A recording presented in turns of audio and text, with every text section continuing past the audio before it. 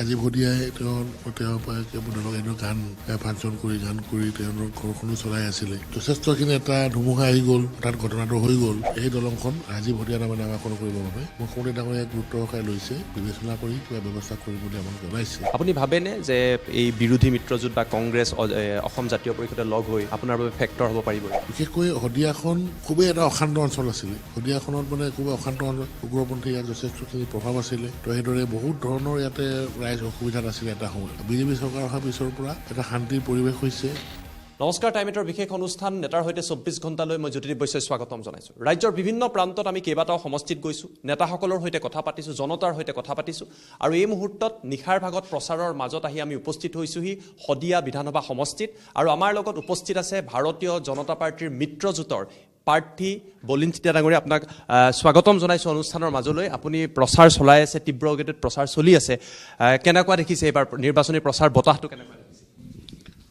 অসমত পুনৰ বিজেপি চৰকাৰ মাননীয় মুখ্যমন্ত্ৰী হিমন্ত বিশ্ব শৰ্মা ডাঙৰীয়াৰ নেতৃত্বত অহাটো 100% নিশ্চিত। বিজেপি দলৰ চৰকাৰ 2026 মুখ্যমন্ত্ৰী আকৌ হিমন্ত বিশ্ব শৰ্মা হ'ব, এইটো 100% নিশ্চিত। আৰু অসমৰ ৰাইজে বিজেপি দলৰ 5 বছৰীয়া কাৰ্যকালৰ চৰকাৰখনে আজি যিদৰে উন্নয়নৰ দিশত কাম কৰিলে, সকলো ৰাইজ বিজেপি দলৰ সমৰ্থন দিব। আৰু এখন শক্তিশালী চৰকাৰ ৰাইজে বিচাৰিছে, আৰু সেয়া বিজেপি দলৰ চৰকাৰ হ'ব আৰু মুখ্যমন্ত্ৰী হিমন্ত বিশ্ব শৰ্মা ডাঙৰীয়া হ'ব, এইটো নিশ্চিত। আৰু শদিয়া সমষ্টিত আমাৰ যথেষ্টখিনি এই চৰকাৰখনৰ কাম হৈছে, উন্নয়ন হৈছে।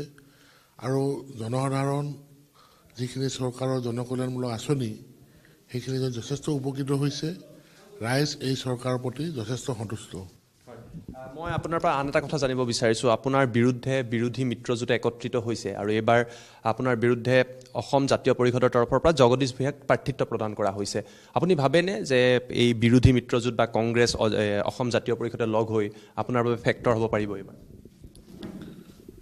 চাওক, বিৰোধী শক্তি যিমানেই তেওঁলোকে লগ নহওক, বিজেপি দলক তেওঁলোকে হৰুৱাব নোৱাৰে। আৰু বিজেপি দল শদিয়াত বিশেষকৈ যথেষ্ট শক্তিশালী। এতিয়া আমাৰ প্ৰতিজন কাৰ্যকৰ্তাই আজি বছৰ ধৰি বুথে বুথে কাম কৰি আছে, সাংগঠনিক ভেটি শক্তিশালী কৰি আছে। ইয়াত মণ্ডল কমিটি হওক, আমাৰ মৰ্চা কমিটিবিলাকেই হওক, প্ৰত্যেকে নিজৰ নিজৰ দায়িত্ব খুব সুন্দৰভাৱে পালন কৰি আছে। সেইবাবে আমাৰ ভেটি যথেষ্ট শক্তিশালী। বিৰোধী শক্তিয়ে আমাক কোনো ধৰণৰ ক্ষতি কৰিব নোৱাৰে।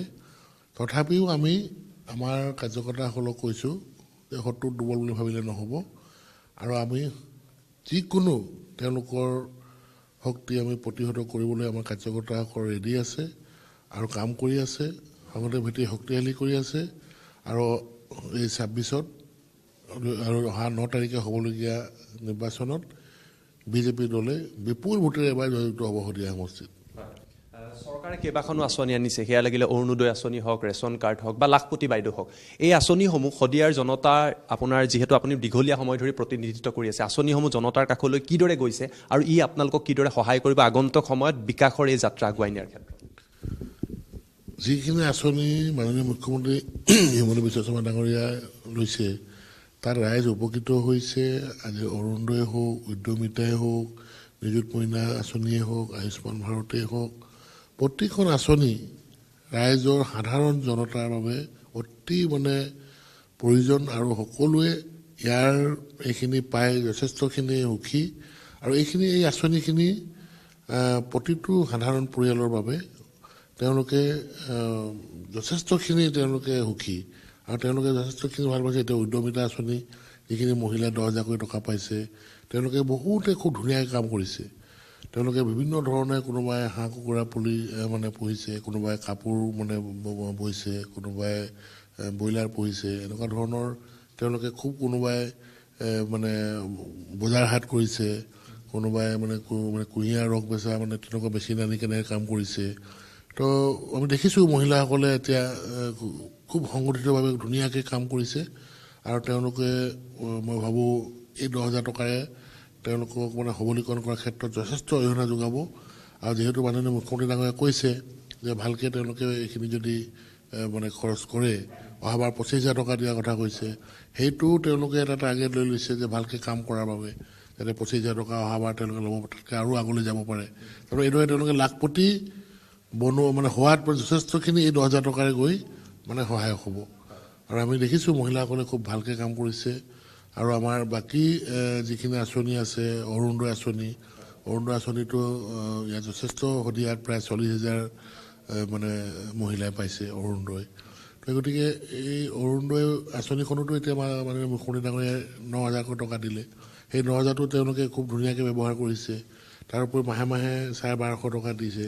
এইখিনি তেওঁৰ পৰিয়ালটো মানে মাহত চলাবৰ বাবে তেওঁলোকৰ যিটো মানে সুবিধা হৈছে, আগতে তেওঁলোকে গোটেই মাহটোত মানে ক'ত তেওঁলোকে পইচা পাব, ক'ত কেনেকৈ ধৰণে ঘৰখন চলাব, মানে সৰু সুৰা কিছুমান বস্তু লাগে যিখিনি মহিলাসকলে কেতিয়াবা অসুবিধাত পৰে। তো এতিয়া এই 1250 পোৱাৰ বাবে তেওঁলোকৰ যথেষ্টখিনি সকাহ হৈছে। গণশিল্পী ৰাজীৱ শদিয়াৰ যেতিয়া অস্বাভাৱিকভাৱে তেখেতৰ মৃত্যু হৈছিলে, ইয়াক লৈ অসমবাসী দূষিত হৈ পৰিছিলে আৰু তেখেতৰ পৰিয়ালটোৰ ক্ষেত্ৰতো মুখ্যমন্ত্ৰীৰ তৰফৰ পৰাই হওক বা আপোনালোকৰ চৰকাৰৰ তৰফৰ পৰাই পদক্ষেপ গ্ৰহণ কৰিছে, এই বিষয়টোক লৈ আপুনি কি ক'ব? গণশিল্পী ৰাজীৱ শদিয়াবাসী নহয় অসমবাসীৰে হিয়াৰ মঠো অতি জনপ্ৰিয় আছিলে। তেওঁ যিখিনি তেওঁ জাতিৰ হকে দেশৰ হকে যিখিনি তেওঁ গান গাইছিলে, সেই গানখিনি যথেষ্ট জনপ্ৰিয়তা অৰ্জন কৰিছে, ৰাইজে আঁকোৱালি লৈছিলে। তেওঁ এখন ফাংচন কৰি থাকোঁতে মানে গান গাই থাকোঁতে তেওঁ হঠাৎ অসুস্থ হৈ মৃত্যু হ'বলগীয়া হ'ল। তাৰ বাবে যথেষ্টখিনি মানে ৰাইজ মানে দূষিত হ'ল আৰু যথেষ্টখিনি আমাৰ সমাজখনৰ বাবে যথেষ্টখিনি ক্ষতি হ'ল। আৰু বহু অসমৰ ৰাইজে তেওঁৰ মানে মৃত্যুত গভীৰ দুখ প্ৰকাশ কৰিছিলে। আৰু আপুনি দেখিছেই যে তেওঁলোকে ছ'চিয়েল মিডিয়া হওক এইটো বহুতে এই তেওঁৰ মৃত্যুত দুখ প্ৰকাশ কৰি জনাইছিলে। আৰু তেওঁৰ যিহেতু পৰিয়াল আছে, পৰিয়ালৰ এজনী সৰু ছোৱালীও আছে, তো ৰাজীৱ শদিয়াই তেওঁৰ তেওঁলোকে এনেও গান ফাংচন কৰি গান কৰি তেওঁলোকৰ ঘৰখনো চলাই আছিলে। তো যথেষ্টখিনি এটা ধুমুহা আহি গ'ল, হঠাৎ ঘটনাটো হৈ গ'ল। এই কথাখিনি আমিও দেখা কৰিছিলোঁ, লগ কৰিছিলোঁগৈ, আমাকো কৈছিলে যে সংস্থাপনৰ কিবা এটা ব্যৱস্থা কৰিব লাগে। আৰু এই কথাটো আমি মাননীয় মুখ্যমন্ত্ৰী ডাঙৰীয়াক অৱগত কৰিছিলোঁ। মুখ্যমন্ত্ৰী ডাঙৰীয়াই কৈছিলে কিবা এটা কৰিম। আৰু সেইটো সময়তে এককালীন সাহায্য এটাও দিয়া হৈছিলে, 5 লাখ টকাৰ এটা এককালীন সাহায্যও দিয়া হ'ল। তো আৰু বিভিন্নজনেও সহায় কৰিছে। কিন্তু পিছতে মাননীয় মুখ্যমন্ত্ৰী ডাঙৰীয়াক আমি এই কথাখিনি অতি গুৰুত্ব সহকাৰে ল'বৰ বাবে অনুৰোধ জনাইছিলোঁ। আৰু মাননীয় মুখ্যমন্ত্ৰী ডাঙৰীয়াই অতি গুৰুত্ব সহকাৰে লৈ তেওঁ কেবিনেটত এইটো সিদ্ধান্ত লৈ পিনি এটা চাকৰি দিয়াৰ ব্যৱস্থা কৰিলে। আৰু নিৰ্বাচনৰ আগে আগে এপইণ্টমেণ্ট দিয়াৰ ব্যৱস্থা কৰি তেওঁ এতিয়া জইনো কৰিলে। তো এতিয়া এটা সংস্থাপন এটা পাইছে, এতিয়া তেওঁৰ পৰিয়ালটো মানে চলিবৰ বাবে মোৰ মতে অসুবিধা হ'ব নালাগে। ইতিমধ্যে আপুনি জনাইছে যে ৰাজীৱ শদিয়াৰ তেখেতৰ পৰিয়ালক লৈ চৰকাৰখনে যথেষ্ট কৰিছে, তেখেতৰ পত্নীকো এতিয়া চৰকাৰী চাকৰি দিয়া হৈছে। কিন্তু ৰাজীৱ শদিয়া এটা আৱেগ, কেৱল শদিয়াৰে নহয় সমগ্ৰ ৰাজ্যখনৰে আৱেগ। এই ক্ষেত্ৰত আপোনালোকে কি কি পদক্ষেপ লৈছে তেখেতৰ সৃষ্টিৰাজিক জীয়াই ৰখাৰ বাবে, তেখেতৰ নামটো জীয়াই ৰখাৰ? ৰাজীৱ শদিয়া নামেৰে তেওঁৰ ঘৰলৈ যাওঁতে কুন্দিল নদীখন পাৰ হৈ যাব লাগে, টুপচিঙা বুলি ঘাট এটা আছে। সেই টুপচিঙা হৈ কিনে ৰাজীৱ শদিয়া ঘৰত যাব লাগে চেপাখোৱাৰ পৰা। তাতে খৰালি দিনত বাঁহৰ দলং হয় আৰু বাৰিষাত পাৰ হোৱাটো অসুবিধা থাকে, কেতিয়াবা নাৱৰে পাৰ হয়। তো সেই দলংখনৰ তেতিয়া ৰাজীৱ শদিয়াই চিন্তা কৰিছিলে দলং এখন হ'লে খুব ভাল হয়, মোৰ লগতো কথা পাতিছিলে। আৰু আমিও মাননীয় মুখ্যমন্ত্ৰীক এই বিষয়ে অতি গুৰুত্ব সহকাৰে ল'বলৈ কৈছোঁ, যিহেতু কুন্দিলৰ ওপৰত আমাৰ এখনেই দলং। কেতিয়াবা দলংখন কিবা হ'লে আমাৰ ৰাইজৰ অহা যোৱা আমাৰ কুন্দিলখন মানে পাৰ হোৱাটো অসুবিধা হৈ পৰিব। সেইকাৰণে আমি এখন নতুন দলং দিবৰ বাবে মাননীয় মুখ্যমন্ত্ৰী ডাঙৰীয়াক অনুৰোধ কৰিছিলোঁ। তেওঁ অনুমোদন দিছিলে। আৰু টুপচিঙা সেই ঘাটত এখন পকা দলং আমাৰ প্ৰায় 700 মিটাৰ পকা দলং আমাৰ হৈ গ'ল। যোৱা 27 তাৰিখে মাননীয় মুখ্যমন্ত্ৰী ডাঙৰীয়াই সেইখন মানে অপেনিং কৰিলে। আৰু ৰাইজে তাতে অনুৰোধ কৰিছে যে এই দলংখন ৰাজীৱ শদিয়া নামে নামাকৰণ কৰিবৰ বাবে মুখ্যমন্ত্ৰী ডাঙৰীয়াই গুৰুত্ব সহকাৰে লৈছে, বিবেচনা কৰি কিবা ব্যৱস্থা কৰিম বুলি আমাক জনাইছে। যোৱা 27 তাৰিখে মাননীয় মুখ্যমন্ত্ৰী ডাঙৰীয়াই 6ষ্ঠ কামাণ্ডো বেটেলিয়ানৰ বেৰেক এটা উদঘাটন কৰিলে শদিয়াৰ অম্বিকাপুৰত। তেতিয়া আহোঁতে এই কথাখিনি মাননীয় মুখ্যমন্ত্ৰী ডাঙৰীয়াই কৈ গৈছে। আৰু 6ষ্ঠ অসম কামাণ্ডো বেৰেক বেটেলিয়ানটো শদিয়াত অম্বিকাপুৰত হৈছে। অসমত 6টা হৈছিলে, তাৰ ভিতৰত এটা সেইটো হোৱাৰ বাবেও আমাৰ যুৱসকলৰ বাবে যথেষ্ট আশাৰ এটা মানে ৰেঙনি হৈছে, যিহেতু তাতে যিখিনি চাকৰি বাকৰি হ'ব মাননীয় মুখ্যমন্ত্ৰী ডাঙৰীয়াই ঘোষণা কৰি গৈছে, শদিয়াৰ ল'ৰা ছোৱালীৰ বাবে তাত ফাৰ্ষ্ট প্ৰায়ৰিটি থাকিব। আৰু টুপচিঙা দলংখন ৰাজীৱ শদিয়া নামেৰে নামাকৰণ কৰিবৰ বাবে ৰাইজে যি দাবী কৰিছে, সেইটো মাননীয় মুখ্যমন্ত্ৰী ডাঙৰীয়াই গুৰুত্ব সহকাৰে লৈছে। প্ৰতিটো সমষ্টিত বিশেষকৈ শদিয়া সমষ্টিত যদি আমি চাওঁ, ইয়াৰ জনগাঁথনি জনবিন্যাস, বিভিন্ন জাতি জনজাতি উপজাতি বিভিন্ন ভাষা ধৰ্মাৱলম্বীৰ লোকসকল আছে। ভাৰতীয় জনতা পাৰ্টীয়ে প্ৰতিটো জাতি জনগোষ্ঠীৰ বাবে আপুনি কি ভাবে যে বিগত যিটো সময়ত আপুনি যিখিনি সময় বিধায়ক হিচাপে আছে, এই প্ৰতিটো জাতি জনগোষ্ঠীয়ে বিজেপিয়ে লৈ আহিব পাৰিছেনে, আকৰ্ষণ কৰিব পাৰিছেনে, বিজেপিৰ লগত আছেনে, আপোনাৰ লগত আছে? শদিয়াত বিভিন্ন জাতি জনগোষ্ঠী আছে। ইয়াতে বিভিন্ন জাতি জনগোষ্ঠী বসবাস কৰে আৰু সকলোৱে ধুনীয়াকৈ মিলিজুলি আছে বিজেপি চৰকাৰৰ সময়ত।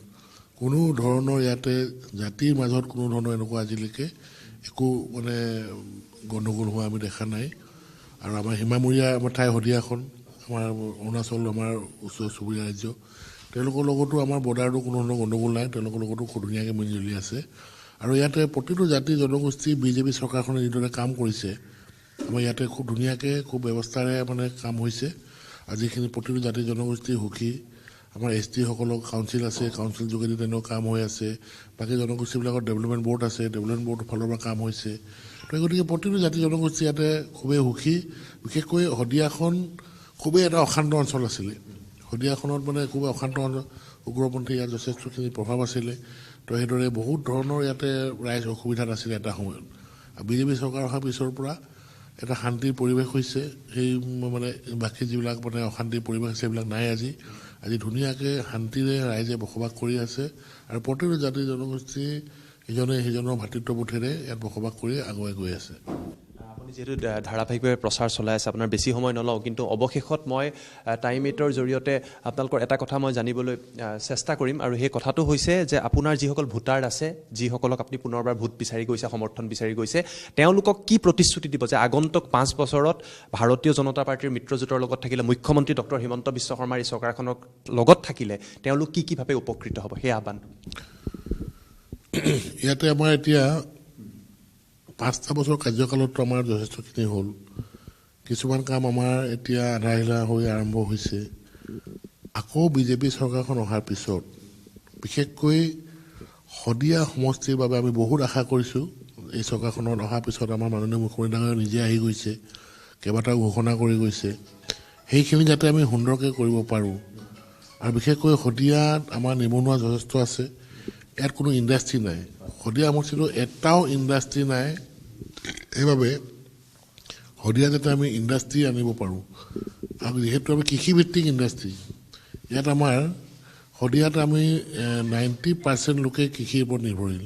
ইয়াত বহুত আলু খেতি হয়, বহুত সৰিয়হ হয়, গোমধান হয়, আদা হয়, তেনেকুৱা। আৰু পশুপালনো ইয়াত যথেষ্টখিনি আছে, চাপৰি আছে, তাতে খুটি আছে, বহুতৰ গৰু আছে, ম'হ আছে, আৰু গাহৰি পালন কৰে। ইয়াত যথেষ্ট জনজাতীয় লোক আছে, তেওঁলোকে গাহৰি পালন কৰে। যাতে এওঁলোকক যাতে আমি এই কৃষি ব্যৱস্থা, পশুপালন ব্যৱস্থাৰ যোগেদি যাতে তেওঁলোকৰ আৰ্থসামাজিক আৰু অধিক শক্তিশালী কৰিব পৰা যায়, তাৰ বাবে আমি কিছুমান পৰিকল্পনা লৈছোঁ। যেনেকৈ আমি আলুৰ ছিজনত যেতিয়া আলু মানে হয়, খুব কম দাম হৈ যায়। এতিয়া এবাৰ বহুতে মানে আলু মানে পেলাবলগীয়া অৱস্থা হৈ গৈছে, মানে ক'ল্ড ষ্ট'ৰেজ নথকাৰ বাবে। এতিয়া ক'ল্ড ষ্ট'ৰ এটাৰ বাবে আমি ব্যৱস্থা কৰিছোঁ। এতিয়া প্ৰপ'জেল আমি ৰেডি কৰিলোঁ, মাটি আবণ্টন কৰিলোঁ। ৱেৰ হাউচৰ যোগেদি আমি ক'ল্ড ষ্ট'ৰ এটা বনোৱাৰ বাবে আমি ইতিমধ্যে মানে ব্যৱস্থা কৰিছোঁ। সেইটো আমাৰ কাম হ'ব। ইণ্ডাষ্ট্ৰীৰ কাৰণে আমি 200 বিঘা মাটি আমি আবণ্টন কৰি বাউণ্ডেৰী মাৰি ৰাখিছোঁ। আৰু আগতে আমাৰ পাৱাৰ নাছিলে, এতিয়া পাৱাৰটো অনা হ'ল। পাৱাৰটো অহাৰ বাবে ইণ্ডাষ্ট্ৰী কৰিবৰ কাৰণে কোনো অসুবিধা নাই। তাৰ ইণ্ডাষ্ট্ৰী যদি আমি 2-3টা কৰিব পাৰোঁ, তেতিয়াহ'লে যথেষ্টখিনি নিবনুৱা সংস্থাপন কৰিব পৰা যাব। তেনেকুৱা ধৰণে আমি কাম কৰিছোঁ। কিছুমান আমি বেম্বো আমাৰ মিছনৰ লগত কথা পাতি আমি NRLৰ যিটো মানে ইথানলৰ প্ৰজেক্ট আছে, তেওঁলোকৰ লগতো কথা পাতিছোঁ। তেওঁলোকে আমাৰ ইয়াতে বেম্বো খেতি কৰিবৰ কাৰণে আমাক পৰামৰ্শ দিছে। আৰু বেম্বোখিনি তেওঁলোকে কিনি ল'ম বুলি তেওঁলোকে আমাকে কথা দিছে। তো এইদৰে বাঁহ খেতি কৰিও ৰাইজ যথেষ্ট লাভান্বিত হ'ব পাৰিব। তো সেইখিনিও আমি পৰিকল্পনা কৰিছোঁ। এনেকুৱা ধৰণে আমি কিছুমান পৰিকল্পনা কৰোঁ যাতে আমাৰ শদিয়াবাসী ৰাইজ, আমাৰ নিবনুৱা যুৱকসকল উপকৃত হয়। তাৰ বাবে আমি চিন্তা কৰিছোঁ। এই চৰকাৰখন আহিলে এইখিনি কাম আমাৰ হ'ব। ধন্যবাদ জনাইছোঁ আৰু আছিলে তেখেতে উল্লেখ কৰিলে যে শদিয়া সমষ্টিত আগন্তুক সময়ত উন্নয়নৰ বাবে তেওঁ কাম কৰি যাব ভোটাৰে নিজৰ যি মেণ্ডেট সেই মেণ্ডেট প্ৰকাশ কৰিব কিন্তু এইদৰে আমি প্ৰতিগৰাকী নেতাৰ সৈতে কথা পাতিম আৰু তেওঁলোকৰ পৰা জনাৰ চেষ্টা কৰিম যে এই নিৰ্বাচনত কিদৰে প্ৰতিদ্বন্দ্বিতা কৰিব আৰু জনতাক তেওঁলোকে কি প্ৰতিশ্ৰুতি দিব এই অনুষ্ঠান এইদৰে অব্যাহত থাকিব ধন্যবাদ জনাইছোঁ সকলোকে এই অনুষ্ঠানত সংযোগ স্থাপন কৰাৰ বাবে ধন্যবাদ শুভৰাত্ৰি